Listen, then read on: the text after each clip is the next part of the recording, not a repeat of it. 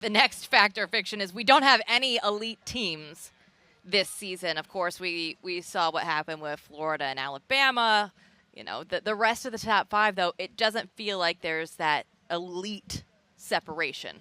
It's fiction that we don't have elite teams. Alabama and Georgia are elite. Watching them play, they have extremely elite aspects of their roster that will keep them at the top. And we mentioned earlier in the show, Chad and I agree, Joe, I think you do as well. They're unbeaten going into Atlanta for the SEC championship game. I don't know how you go unbeaten through an SEC schedule and not be elite for college football across the board. Penn State can prove a lot, right, with their upcoming schedule. Oklahoma, still want to see more. They're not in that class yet. Oregon winning on the road at Ohio State, there's a reason why they're number 3 in the country as we wake up today. So it's fiction that we don't have the elite teams. But honestly, it's really no more, no less than what we have on an annual basis, minus Clemson.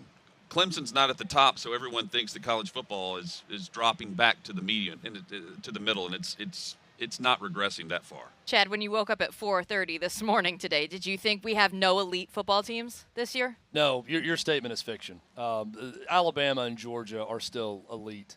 We're going to see an elite team 200 yards from us play today at 11 a.m. against Vanderbilt. Now, are there elite teams outside of the SEC? Oregon has my attention with their win at Ohio State, but I think the coronation of Spencer Rattler, and we may talk a little bit more about Oklahoma later, was a little premature. Oklahoma has not impressed. Clemson, not just the loss to Georgia, which there's no sin in losing to Georgia, but coming a possession, one play away from losing to Georgia Tech, who lost to Northern Illinois.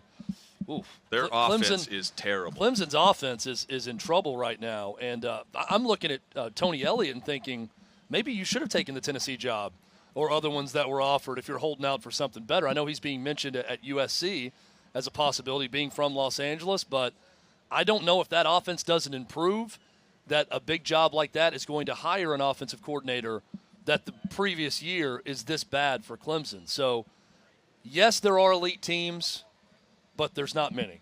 Right now, I'm putting Alabama and Georgia absolutely in that category. And we don't have Ohio State or Clemson there right now. Yeah, and I'm keeping an eye on Ohio State. I'm keeping an eye on Oregon out Resting west. C.J. Stroud today. Oklahoma, not elite. I'm going to go ahead and put them out of the conversation. But I'm keeping an eye on Oregon and Ohio State to join that mix.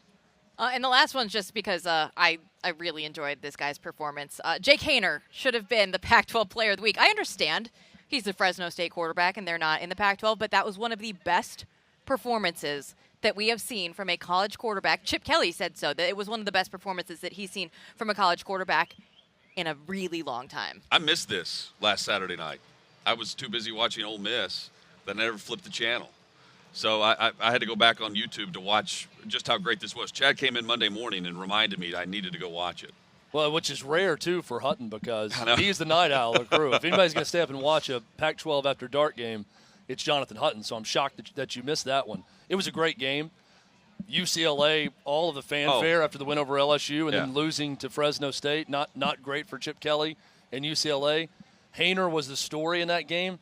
Fresno State's a school known for quarterbacks. Trent Dilfer, the Carr brothers, and Jake Haener is the next great quarterback at Fresno State. I was thoroughly impressed. And fact, he was the Pac-12 Player of the Week. He was the best player that weekend that played against a Pac-12 team. And who knows, with conference realignment and additions and subtractions, maybe in 2 years Fresno State's in the Pac-12 and he could actually win Pac-12 Player of the Week. He could barely walk at the end of the game, took a couple shots, and, he was just like barreling over. You and say then he a couple would go of in. shots, like moonshine shots or Toradol shots? You're talking about painkiller shots. Shots that took or him shots, to physical the turf. shots. Okay, got you. You got to clarify. Again, this is a tailgate show. When I hear he took a couple of shots after the game. Again, the bourbon is still right behind you. Exactly. When I hear a couple of shots after the game, I don't think about shots in the game. I think about the peg leg pork or bourbon behind us.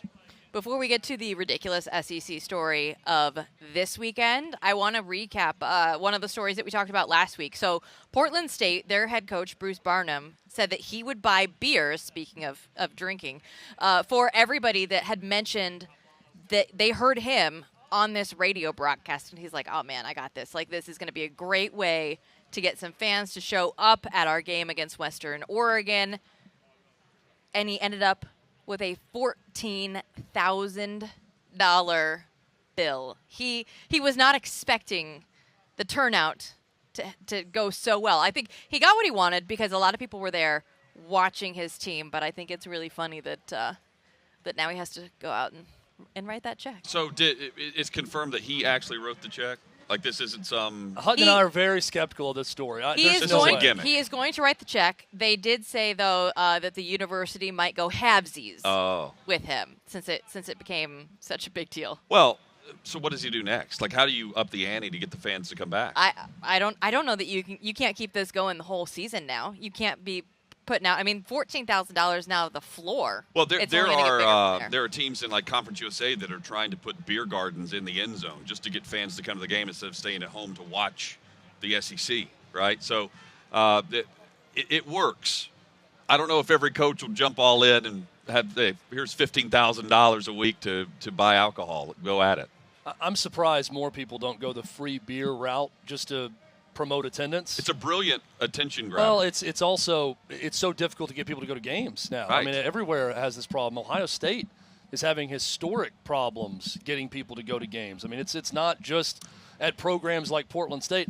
I believe reading about that game, there were some weather issues. It was a rainy night also. The second half. That sort of dampened everything. It saved him thousands of dollars. And I still do not believe he is stroking a dime for that. I think that's all athletic department or just some sort of write-off. Did they postpone the game, cancel the game? No. Or something? No. They played. They still played, and they think that people in Oregon aren't going to stand outside and wait in line for beers. Guess what, guys? I lived there. It rains all the time. They're used to this. Okay, I was thinking if the game was delayed, then the sales go up because you have to have something to do while you wait on the football to resume. It's like having two halftimes. Yeah, they were still playing. Again, I just think that he's not the one paying.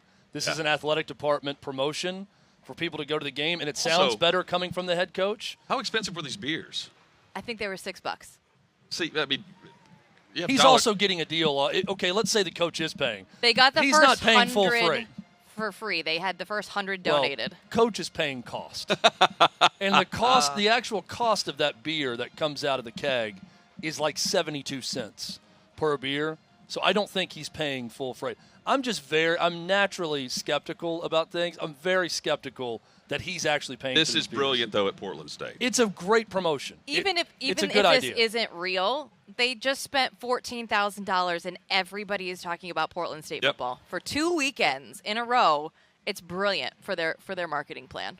I say take it to the next level. What's that? Be the first program that offers free beer to every game, to everyone that's over 21 that goes to the game.